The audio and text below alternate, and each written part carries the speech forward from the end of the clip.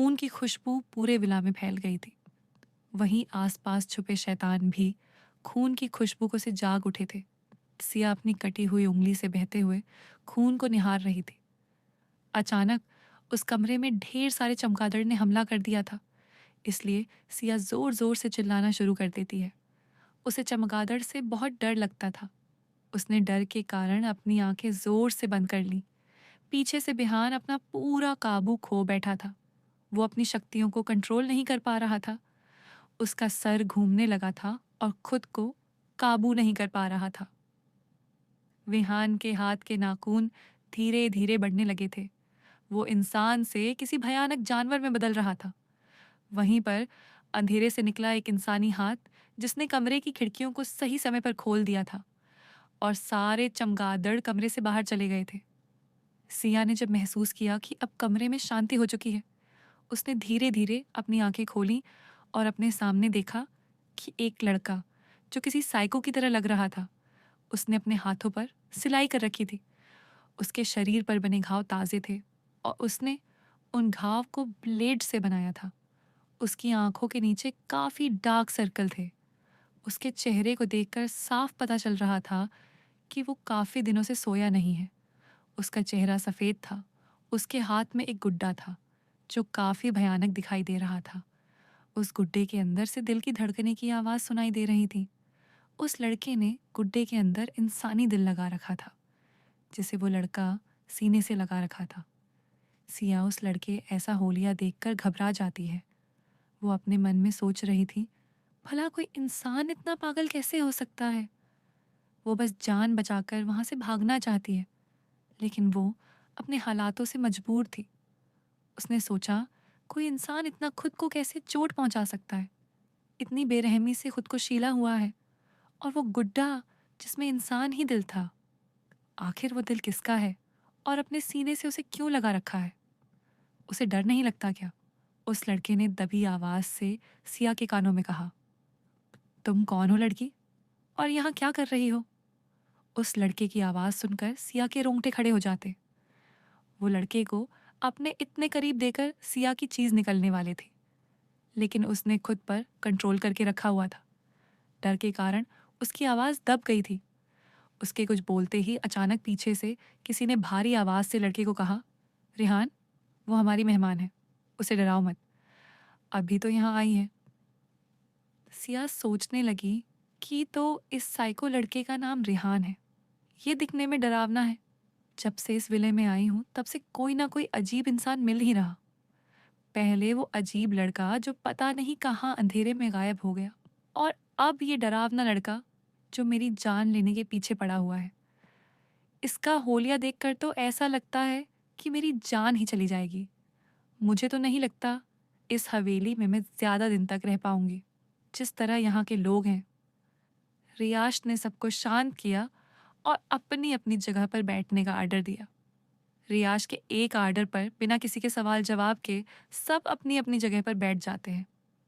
शांति से माहौल सीरियस हो गया था। वहां विहान को देखकर सिया हैरानी से विहान से कहा, तुम तुम कहाँ गायब हो गए थे? मुझे लगा कि मैं किसी भूत से बात कर रही थी, लेकिन तुम तो यही छुपे हुए थे। शिया हंसते हुए विहान से बात कर रही थी, लेकिन विहान सिया की एक भी बात का जवाब नहीं दे रहा था। वो बस चुपचाप बैठा हुआ था। उसे देखकर ऐसा लग रहा था कि मानो जैसे अगर वह कुछ बोलेगा तो विवाद हो जाएगा। रियांश ने सिया को घूर कर देखा और कड़कती आवाज के साथ सिया को कहा, सिया, आपको समझ नहीं आया। हमें आपकी ये बदतमीजी पसंद नहीं। चुपचाप जाओ और अपनी जगह पर जाकर बैठो। तुम्हें शायद पता नहीं होगा कि इस विला में ऑर्डर को फॉलो करना मैंडेटरी है, और मैं जो भी ऑर्डर तुम्हें दूंगा तुम्हें उसे फॉलो करना ही पड़ेगा, चाहे तुम्हारी मर्जी हो या फिर नहीं हो। सिया को काफी एम्ब्रेस फील होता है। वो जाकर अपनी जगह पर बैठ जाती है। रियाश की कड़कती आवाज में सिया को सन्न हो गई थी, मानो जैसे उसका शरीर रियाज की आवाज सुनकर खुद ही चलने लगा। सिया रियाज को बस एक टक देखी जा रही थी। रियाज की पर्सनैलिटी बहुत ही क्लीन थी, वेल मैनेज थी। उसे देखकर साफ पता चल रहा था कि उसे डिसिप्लिन फॉलो करना बहुत पसंद है। उसका पहरावा में बाकियों से काफी अलग था। रियाज के चेहरे पर कॉन्फिडेंट चमक रहा था और उसकी कोल्ड पर्सनालिटी सिया को काफी अट्रैक्टिव लग रही थी। रिहान ने माहौल की चुप्पी तोड़ते हुए रियाज ने कहा, रियाज, तुमने हमें बताया नहीं कि हमें यहाँ क्यों बुलाया है। ऐसी कौन सी जरूरी बात है जिसे तुम्हें हम सभी को बताना है? हम सब आ चुके हैं अपना जरूरी काम छोड़कर। जल्दी बताओ, क्योंकि सिम्बा को नींद आ रही है। उसके सोने का वक्त हो गया है। उसके बाद रिहान उस गुड्डे को थपथपाते हुए कहने लगा, शांत हो जाओ सिम्बा, बस कुछ देर की बात है। उसके बाद हम लोग सोने के लिए जाएंगे। उसकी इतना कहने के बाद उस गुड्डे से दिल की धड़कने की आवाज सुनाई देने लगती है। दिल की धड़कन इतनी तेजी से बढ़ रही थी कि उस कमरे में हर कोई उसकी दिल की धड़कन सुन पा रहा था। उस गुड्डे को देखकर ऐसा लग रहा था कि मानो जैसे वो गुड्डा रिहान को जवाब दे रहा था। सिया ये सब हैरानी से देख रही थी। आखिर यहाँ पर किसी को अजीब क्यों नहीं लग रहा है? कोई भी रिहान को कुछ बोल क्यों नहीं रहा है? सब लोग रिहान को प्यार भरी नजरों से देख रहे थे, जैसे उन सभी के लिए कोई नई बात नहीं है। इसलिए सिया को काफी अजीब महसूस होने लगा। उसे ऐसा लग रहा था कि वही यहाँ पर अकेली है, जो सबसे अलग है। उसे धीरे धीरे गुस्सा आने लगा था। आखिर क्या जरूरत थी मेरे पिताजी को उनके यहाँ चोरी करने की? अगर वो बात कर लेते तो ऐसा नहीं होता। अब पता नहीं मेरे साथ क्या होगा। रियांश ने रिहान को शांत किया और माहौल को अपने कंट्रोल में किया। रियांशु सबकी तरफ देखा और अपनी बात कहने लगा, मैंने तुम लोगों को यहाँ इसलिए इकट्ठा किया क्योंकि मैं तुम्हें एक ज़रूरी बात बताना चाहता हूँ। इस विला में एक नई मेहमान आई है। मैं तुम्हें उसे नई मेहमान से मिलना चाहता हूँ। रियाश ने सिया की तरफ इशारा करते हुए कहा। सारे सिया की तरफ देखने लगते हैं, लेकिन किसी के भी चेहरे पर कोई खुशी नहीं दिखाई दे रही थी। उनके चेहरे को देखकर साफ पता चल रहा था कि वो सारे सिया के आने से खुश नहीं है। सभी का मुंह बना रहा था। रियांश सिया के पास आकर माफी मांगता है और किसी जेंटलमैन की तरह सिया से कहा, उनकी इस बदतमीजी के लिए मैं माफी मांगता। तुम यहाँ नहीं हो ना, इसीलिए। क्योंकि हम सभी को हमारे इलाके में कोई नया इंसान किसी को पसंद नहीं है। धीरे धीरे सबको तुम्हारी आदत हो जाएगी। तुम इन सब की फिक्र मत करो। मैं तुम्हें सभी भाइयों से मिलता हूँ। जिस लड़की के हाथ में टेढ़ी है वो रिहान है, हम सभी का छोटा भाई। वो लाडला भी है। उसके बगल में विहान, जिसे शायद तुम मिल चुकी हो। वह साइड में जो खड़ा है, जिसके ब्राउन हेयर है और चेहरे पर गुस्सा है, उसका नाम अविनाश है। विहान और अविनाश एक ही उम्र की है। मेरा नाम रियांश है, सभी का बड़ा भाई हूँ। हमारी माएँ भले ही अलग हैं, लेकिन हमारा प्यार सभी के लिए बराबर है। हम भाई एक दूसरे से बहुत प्यार करते। हम लोग एक दूसरे के लिए जान भी दे सकते हैं। हम भाइयों के बीच में कोई भी बाहर का इंसान अगर दखल अंदाजी करता है तो वो मौत के घाट उतार दिया जाता है। रियाज की बातें सुनकर सिया को ऐसा महसूस हो रहा था कि रियाज उसी की ही बात कर रहा है और वो उसे डरा रहा है ताकि सिया यहाँ से भाग जाए। लेकिन सिया यही तो चाहती थी कि जल्दी से जल्दी सिया इस विला से निकल जाए। रियांश ने मुस्कुराते हुए सिया से कहा, यहाँ से भागने की कोशिश मत करना, क्योंकि मुझे तुम्हारे बारे में सब पता है। तुम्हें अपने पापा के कर्जा का भुगतान करना पड़ेगा और जब तक तुम अपने पापा का कर्ज पूरा नहीं कर देती तब तक तुम यहाँ से कहीं नहीं जा सकती। सिया ने अपनी छुपी तोड़ते हो रियांश से कहा कि वो तो सिर्फ खून ही तो था। भला एक खून के लिए तुम किसी की जिंदगी कैसे बर्बाद कर सकते हो? रियांश ने सिया के सवालों का जवाब देते हुए कहा, वो तुम्हारे लिए सिर्फ खून होगा, लेकिन हमारे लिए पूरी जिंदगी। जब तक तुम जैसे गरीब लोगों को अपने फायदे की चीज मिल जाती है तो वो अपने ही मालिक पर चढ़ने लगते हैं, अपनी हैसियत भूलकर। जब चीज औकात में ना रहे तो उसे चीज को अपना नहीं समझना चाहिए। वैसे भी तुम तो यहाँ से भागने वाली थी, लेकिन ये बात अच्छी है कि मुझे हर चीज की भनक है। रियाश की ये बात सुनकर सिया काफी गुस्सा करने लगती है। उसे तो इस बात का पता ही नहीं था कि उसके पापा के कंधों पर कर्जा का बोझ है। जिस दिन सिया के पापा की मौत हुई, उसी दिन ये सच सामने आया। सिया ने रियाज की आंखों में गुस्से भरी नजरों से देखा और कहा, तुम्हें क्या लगता है कि मैं यहाँ क्यों आई हूँ? मैं तुम्हारे हर कर्जा का हिसाब पूरा करूंगी। लेकिन सवाल मेरा ये है कि आखिर मुझे करना क्या होगा? मुझे तो पता ही नहीं। पिताजी की मौत के बाद मुझे इस विला में लेकर आ गए थे।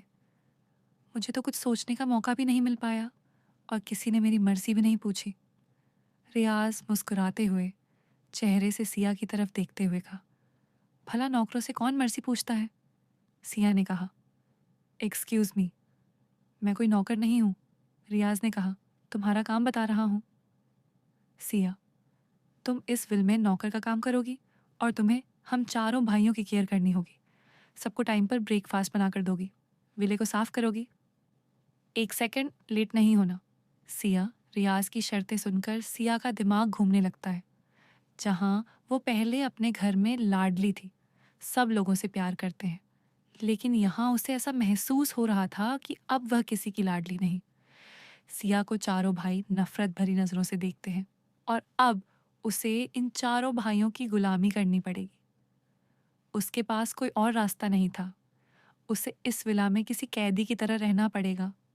उसके हालात जेल में मुजरिम की तरह हैं, पर उसने कोई भी जुर्म नहीं किया है। रियाज वहां से जाने लगता है और जाते हुए सिया को मैसेज दिया, अगर सिया यहाँ से भागने की कोशिश करती है तो तुम लोग इसके साथ जो मर्जी कर सकते हो, लेकिन शर्तें ये होगी, तुम लोगों ने इसकी जान नहीं लेनी है और ना ही इसके शरीर से एक भी खून बहाना चाहिए। आखिर इसका खून काफी कीमती जो है। सिया की सांसें फुर्सत से नियंत्रित हो रही थीं, पर दिल के अंदर खून की तरह एक ठहराव सा बैठ गया था। रियाज की शर्तों ने उसे कंगाल कर दिया था। आज से वह इस विला की नौकरानी थी, पर उसके मन में एक सवाल बार बार गूंज रहा था, यह खून, यह गुड्डा और ये सब लोग, असलियत क्या है? वह अगले कुछ दिनों को रोबोट की तरह जीने लगी। सुबह उठना, ब्रेकफास्ट तैयार करना, विला की सफाई, बर्तनों की आवाज़ों के बीच रियाज और भाइयों की नज़रें। हर बार जब वह किसी से कुछ पूछती तो या तो खामोशी मिलती या एक ठंडी मुस्कान। केवल एक शख्स था जिसकी निगाहों में कोई कठोरता नहीं थी, विहान। वह अक्सर किचन के पास खांसता हुआ नजर आता, हाथ में बैंडेज और आंखें किसी बात से भरी हुई। कभी कभी जब सिया किसी कटे हुए जख्म के लिए पट्टी मांगती, विहान बिना कुछ कहे उसे दे देता, जैसे कोई चुपचाप मदद पहुंचा रहा हो। एक दो दिन में सिया ने छुपकर विला के पुराने हिस्सों में घूमना शुरू किया। वहां एक पुराना पुस्तकालय और अटारी थी जहां ठंडी हवा लगातार चलती। एक शाम जब सभी भाई लोग आपस में बैठकर किसी योजना पर बहस कर रहे थे, सिया ने वो मौका हाथ से नहीं जाने दिया। उसने रसोई से चुपके से निकलकर अटारी की सीढ़ियां चढ़ी।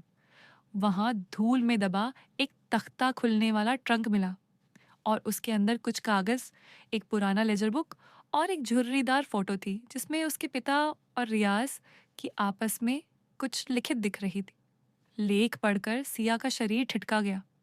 उसके पिता ने विला के मालिकों, चारों भाइयों से पैसों का कर्ज लिया था, पर यह कर्ज सामान्य कर्ज था ही नहीं।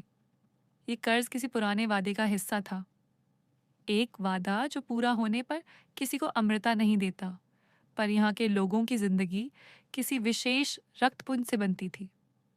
कागजों में लिखा था कि रक्त का दान सदा केवल एक ही व्यक्ति को दिया जा सकता है और वह दाता ही वस्तु का संरक्षक रहेगा। यदि दाता मर जाए, विला के अन्य सदस्यों को वो आधा हिस्सा चाहिए होगा। इसीलिए वे हर नए आने वाले का खून नहीं लेते, केवल उस खास रक्त की तलाश होती है। सिया का दिमाग चकरा गया। क्या उनका खून भी उसी खास किस्म का था? और क्या उसके पिता की मौत उसी वादे का नतीजा थी? तभी पीछे से कोई हल्की आहट और वह मुंह पर हाथ महसूस करते ही पलट गई। पर आश्चर्य की बात, पीछे विहान ही खड़ा था। आंखों में तेज घबराहट थी। उसने धीमी आवाज में कहा, मैंने देखा था तुम ट्रंक के पास हो। मुझे लगता है तुम वह चीज पढ़ रही थी जो तुम्हें नहीं पढ़नी चाहिए थी। सिया ने कदम पीछे खींचे, पर फिर भी ठहरी हुई हिम्मत से पूछा, तुम्हें सब पता है क्या? तुम तुम लोग क्या करते हो यहाँ? मेरे पापा। उसका गला बैठ गया। विहान ने सिर झुकाया और कहा, मुझे सब नहीं पता, पर मैं जानता हूँ कि यहाँ हर किसी की जिंदगी बंधी हुई है। किसी ने भी अपनी मर्जी से ये वादा नहीं चुना। कुछ लोग मजबूर हैं, कुछ अपनी चाह से फंसे हुए। और हाँ, वह गुड्डा, उसका मतलब कुछ और हो सकता है। मैं सिर्फ एक चीज़ बताऊं, तुम अकेली नहीं हो। विहान की आवाज़ में जो थरथराहट थी, वह सिया के अंदर एक अजीब तरह की आशा जगा गई। शायद यह लड़का उस रात जो शैतानी रूप ले रहा था, वो असल में खुद एक रोग से जूझ रहा था और वह रोग उसे नियंत्रित कर रहा था। सिया ने देखा कि उसके नाखूनों के नीचे पुराने निशान हैं और आंखों के कोनों में वही पीड़ा। दोनों ने फुसफुसाकर योजना बनानी शुरू की। रात के समय जब बाकी सो जाए, सिया रसोई से कुछ कपड़े और टॉर्च लेगी। विहान गार्ड का ध्यान भटकाएगा। उनका मकसद था विला के तहखाने का दरवाज़ा ढूंढना, जहां शायद उन पुरानी पुस्तकों में लिखी असली हकीकत का आखिरी हिस्सा रखा होगा और जहां उस गुड्डे की असलियत छिपी हो सकती थी। पर जब रात आई और सब सो गए, सिया अटारी से उतरती हुई धीरे धीरे तहखाने की ओर बढ़ी। तभी दूर से किसी के कदमों की धीमी झनकार सुनाई दी। उसने रुककर सुना। कदम रियाज की तरफ से आ रहे थे। विहान की कलेदार आवाज कानों में गूंजी, तुम तैयार हो? सिया ने छोटे से सिर हिलाकर जवाब दिया। वे दोनों छाया की तरह नीचे उतरे और जैसे ही उन्होंने उस भारी लोहे के दरवाजे पर हाथ रखा, किसी ने पीछे से फुसफुसाकर कहा, ध्यान रखो, कोई भी हमें रोकना चाहता है तो उसका खून सबका सबसे कीमती सामान बन जाएगा। दरवाजा खुला और अंदर से ठंडी हवा के साथ कुछ चमकती हुई चीजें दिखाई दी। पर तभी दूर महल के प्रांगण से एक ऊंची चीख ने हवा काट दी और सिया के होंठों पर खून की बदबू फिर से ताजा हो उठी। उन्होंने एक दूसरे की ओर देखा। अब रास्ता मुड़ चुका था और अब कोई वापसी आसान नहीं थी।